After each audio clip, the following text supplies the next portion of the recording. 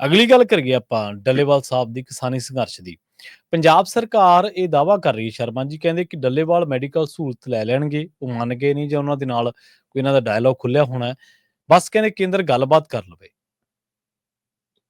ਪ੍ਰਵੀਨ ਜੀ, supreme court ਦੇ ਵਿੱਚ ਆਪਾਂ ਕੱਲ ਗੱਲ ਕਰਕੇ ਹਟੇ ਹਾਂ ਕਿ ਕੱਲ ਵੀ ਸੁਣਵਾਈ ਸੀਗੀ ਜਿਹਦੇ ਵਿੱਚ ਬਕਾਇਦਾ ਤੌਰ ਤੇ ਉਹਨਾਂ ਨੇ ਪੁੱਛਣਾ ਸੀਗਾ ਪੰਜਾਬ ਦੇ ਚੀਫ ਸੈਕਟਰੀ ਔਰ ਡੀਜੀਪੀ ਸਾਹਿਬ ਨੂੰ ਕਿ ਵੀ ਦੱਸੋ ਕਿੱਥੇ ਗਏ ਸਾਡੇ ਹੁਕਮ, ਕਿੱਥੇ ਗਏ ਉਹਦੀ ਤਾਮੀਲ। 31 ਤਰੀਕ ਤੱਕ ਤਾਂ ਡੱਲੇਵਾਲ ਨੂੰ ਆਰਜੀ ਹਸਪਤਾਲ ਪਹੁੰਚਾਉਣਾ ਸੀ, ਉਹਨਾਂ ਨੂੰ ਮੈਡੀਕਲ ਸਹੂਲਤ ਦੇਣੀ ਸੀ। ਉਹ ਕਹਿੰਦੇ ਜੀ 30 ਤਰੀਕ ਨੂੰ ਪੰਜਾਬ ਬੰਦ ਸੀ, ਇਸ ਲਈ ਅਸੀਂ ਕਾਮਯਾਬ ਨਹੀਂ ਹੋ ਸਕੇ ਤੇ ਹੁਣ ਸਾਨੂੰ 2-3 ਦਿਨ ਦਾ ਹੋਰ ਸਮਾਂ ਦੇ ਦਿਓ। ਤਾਂ ਹੁਣ 2 ਤਰੀਕ ਨੂੰ ਦੁਬਾਰਾ ਸੁਣਵਾਈ ਹੈ ਜੀ। ਇੱਕ ਤਰ੍ਹਾਂ ਨਾਲ 31 ਤਰੀਕ ਵੀ ਲੰਘ ਗਈ ਤੇ 1 ਤੇ 2 ਦਿਨ ਇਹਨਾਂ ਨੂੰ ਇਹ ਮਿਲੇ ਹੋਏ ਨੇ।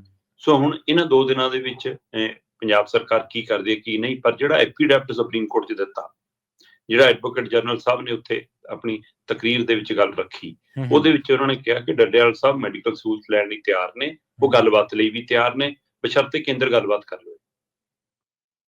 ਉਹਨਾਂ ਦਾ ਸਪਸ਼ਟ ਲਫ਼ਜ਼ਾਂ 'ਚ ਇਹ ਸੰਕੇਤ ਸੀਗਾ ਕਿ ਡੱਲੇਵਾਲ ਹੋਰੀ ਮੈਡੀਕਲ ਸਹੂਲਤ ਤਦੇ ਲੈਣੀ ਸ਼ੁਰੂ ਕਰ ਦੇਣਗੇ ਜਿੱਦਾਂ ਹੀ ਕੇਂਦਰ ਗੱਲਬਾਤ ਸ਼ੁਰੂ ਕਰ ਲਵੇ। ਇਹਦਾ ਮਤਲਬ ਮੰਗਾਂ ਕਿਤੇ ਲਾਂਭੇ ਹੋ ਗਈਆਂ।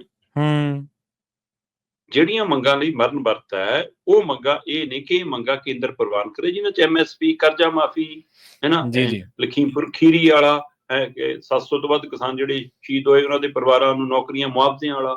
ਸੋ ਇਹ ਸਾਰੀਆਂ ਮੰਗਾਂ ਮੁੱਖ ਤੌਰ ਤੇ MSP ਵਾਲੀ ਮੰਗ ਵੱਡੇ ਪੱਧਰ ਤੇ ਉੱਭਰੀ ਹੋਈ ਹੈ। ਸੋ ਕੀ ਇਹ ਸੰਦੇਸ਼ ਦੇਣ ਦੀ ਪੰਜਾਬ ਸਰਕਾਰ ਨੇ ਕੋਸ਼ਿਸ਼ ਕੀਤੀ ਕਿ ਡੱਲੇਵਾਲ ਸਾਹਿਬ ਤਾਂ ਬਸ ਹੁਣ ਤਿਆਰ ਨੇ ਜੀ, ਤੁਸੀਂ ਬਸ ਮਾੜੀ ਜੀ ਬੈਠ ਕੇ ਉਹਨਾਂ ਨਾਲ ਗੱਲਬਾਤ ਕਰ ਲਓ। ਕੇਂਦਰ ਦਾ ਕੋਈ ਨੁਮਾਇੰਦਾ ਆ ਜਾਵੇ, ਕੋਈ ਬੰਦਾ ਆ ਜਾਵੇ, ਗੱਲ ਸ਼ੁਰੂ ਹੋ ਗਈ ਤੇ ਜਦੋਂ ਅਸੀਂ ਡ੍ਰਿਪ ਲਾ ਦਾਂਗੇ ਜੀ, ਕੁਛ ਲਾ ਦਾਂਗੇ। ਕਿਉਂਕਿ ਅਫਸਰਾਂ ਦੀ ਉਹ ਗੱਲਬਾਤ ਸੁਣਨ ਵਾਲੀ ਹੈ ਜਿਹੜੀ ਉਹਨਾਂ ਕੋਲ ਬੈਠ ਕੇ ਉਹ ਕਰ ਰਹੇ ਸੀ ਡੱਲੇਵਾਲ ਸਾਹਿਬ। ਡੱਲੇਵਾਲ ਸਾਹਿਬ, ਤੁਹਾਡਾ ਮਰਨ ਵਰਤ ਲੰਬਾ ਚੱਲੇ, ਸਾਨੂੰ ਕੋਈ ਮਸਲਾ ਨਹੀਂ, ਅਸੀਂ ਤੁਹਾਨੂੰ ਤੰਗ ਨਹੀਂ ਕਰਾਂਗੇ, ਤੁਸੀਂ ਮੂੰਹ ਰਾਹੀਂ ਕੁਛ ਨਾ ਲਿਓ, ਤੁਸੀਂ ਮੈਡੀਕਲ ਸਹੂਲਤ ਲੈਣੀ ਮੰਨ ਲਓ, ਹੈ ਨਾ, ਉਹਦੇ ਨਾਲ ਤੁਹਾਡਾ ਸੰਘਰਸ਼ ਹੋਰ ਲੰਬਾ ਤੇ ਵੱਡਾ ਹੋ ਜਾਊਗਾ। ਇਹਦੇ ਨਾਲ ਇੱਕ ਤਾਂ ਜਿਹੜਾ ਉਹਨਾਂ ਦੇ ਪ੍ਰਤੀ ਭਾਵਨਾ ਬਣ ਰਹੀ ਹੈ ਲੋਕਾਂ ਦੇ ਵਿੱਚ। ਦੇਖੋ, ਜਾਨ ਬਚਾਉਣੀ ਬਹੁਤ ਜ਼ਰੂਰੀ ਹੈ ਤੇ ਜਾਨ ਬਚਾਉਣ ਦੇ ਲਈ ਇੱਕੋ ਇੱਕ ਸਿੱਧਾ ਤਰੀਕਾ ਹੈਗਾ ਕਿ ਕੇਂਦਰ ਕਹੇ ਵੀ ਆ ਤੁਹਾਡੀਆਂ ਮੰਗਾਂ ਜਾਇਜ਼ ਨੇ, ਅਸੀਂ ਇਹ ਸਹਿਮਤੀ ਭਰਦੇ ਹਾਂ। ਤੁਸੀਂ ਪਹਿਲਾਂ ਵੀ 4-5 ਚੀਜ਼ਾਂ ਤੇ MSP ਦਾ ਸਾਈਡ ਲਾਈਨ ਜੀ ਕਰਕੇ ਗੱਲ ਕਰ ਹੀ ਰਹੇ ਸੀ ਨਾ, ਜਦੋਂ ਪੰਜਾਬ ਇੱਥੇ ਆ ਕੇ ਗੱਲ ਕਰ ਰਹੇ ਸੀ ਕੇਂਦਰੀ ਮੰਤਰੀ। ਤੇ ਹੁਣ ਖੁੱਲ ਕੇ ਆ ਜਾਓ ਕਿ ਹਾਂ ਅਸੀਂ ਸਾਰੀਆਂ ਫਸਲਾਂ ਤੇ MSP ਦੇਣ ਲਈ ਤਿਆਰ ਹਾਂ, ਅਸੀਂ ਤੁਹਾਡੀਆਂ ਮੰਗਾਂ ਜਿਹੜੀਆਂ ਦਿੱਲੀ ਰਹਿ ਗਈਆਂ ਸੀ ਅਸੀਂ ਪੂਰੀਆਂ ਕਰਨ ਲਈ ਤਿਆਰ। ਜੇ ਸੱਚਮੁੱਚ ਤੁਹਾਨੂੰ ਬੰਦੇ ਦੀ ਜਾਨ ਦਾ ਫਿਕਰ ਹੈ, ਕੀ ਇਹ ਪੰਜਾਬ ਸਰਕਾਰ ਨਾਲ ਮਿਲ ਕੇ ਕੇਂਦਰ ਕੋਈ ਧੋਖਾ ਕਰਨਾ ਚਾਹੁੰਦਾ ਕਿ ਡੱਲੇਵਾਲ ਹੋਰਾਂ ਨੂੰ ਭਰਮਾਇਆ ਜਾ ਰਿਹਾ ਕਿ ਉਹ ਇਸ ਸਥਿਤੀ 'ਚ ਨੇ ਕਿ ਹੁਣ ਉਹ ਕਹਿੰਦੇ ਨੇ ਕਿ ਜਿਵੇਂ ਮਰਜ਼ੀ ਕਰੋ, ਮੈਂ ਇਹਦੇ ਵਿੱਚੋਂ ਬਾਹਰ ਨਿਕਲਣਾ। ਇਹ ਸਾਰੇ ਸਵਾਲ ਹੁਣ ਵੱਡੇ ਹੋ ਗਏ ਨੇ ਕਿ ਕੀ ਪੰਜਾਬ ਸਰਕਾਰ ਕੋਈ ਚਤਰਾਈ ਕਰ ਰਹੀ ਹੈ, ਕਿ ਸੱਚਮੁੱਚ ਕੇਂਦਰ ਸਰਕਾਰ ਅਜੇ ਵੀ ਗੰਭੀਰ ਹੈ ਕਿ ਨਹੀਂ ਹੈ, ਕਿ ਡੱਲੇਵਾਲ ਹੋਰਾਂ ਨੂੰ ਕਿਸੇ ਭਰਮਾ ਕੇ ਉਹਨਾਂ ਨੂੰ ਇਸ ਗੱਲ 'ਚ ਲਿਆਂਦਾ ਜਾ ਰਿਹਾ, ਜਾਂ ਸੱਚਮੁੱਚ ਕਿਸਾਨ ਜਥੇਬੰਦੀਆਂ ਇਸ ਗੱਲ ਤੇ ਹੁਣ ਪਹਿਲ ਕਦਮੀ ਕਰਨ ਲੱਗੀਆਂ ਨੇ ਕਿ ਪਹਿਲਾਂ ਆਪਾਂ ਜਾਨ ਬਚਾਈਏ ਅੰਦੋਲਨ ਬਾਅਦ ਚੋਂ, ਜਿਹਦੀ ਲੰਬੇ ਸਮੇਂ ਤੋਂ ਗੱਲ ਹੁੰਦੀ ਆ ਰਹੀ ਹੈ। ਤੋ ਸੁਪਰੀਮ ਕੋਰਟ ਦੇ ਵਿੱਚ ਪੰਜਾਬ ਸਰਕਾਰ ਦਾ ਸਪਸ਼ਟ ਲਫ਼ਜ਼ਾਂ 'ਚ ਇਹ ਕਹਿਣਾ ਕਿ ਕੇਂਦਰ ਜੇਕਰ ਗੱਲਬਾਤ ਦੀ ਹਾਮੀ ਭਰ ਦਿੰਦਾ ਹੈ, ਕੇਂਦਰ ਜੇਕਰ ਗੱਲਬਾਤ ਸ਼ੁਰੂ ਕਰ ਲੈਂਦਾ ਤਾਂ ਡੱਲੇਵਾਲ ਸਾਹਿਬ ਮੈਡੀਕਲ ਸਹੂਲਤ ਲੈ ਲੈਣਗੇ। ਸੋ ਉਹ ਗੱਲਬਾਤ ਲਈ ਤਿਆਰ ਨੇ, ਗੱਲਬਾਤ ਲਈ ਤਾਂ ਪਹਿਲੇ ਦਿਨ ਤੋਂ ਹੀ ਤਿਆਰ ਨੇ। ਗੱਲਬਾਤ ਤਾਂ ਤੁਸੀਂ ਬੰਦ ਕੀਤੀ ਹੈ, ਗੱਲਬਾਤ ਤਾਂ ਕੇਂਦਰ ਨੇ ਬੰਦ ਕੀਤੀ ਹੈ।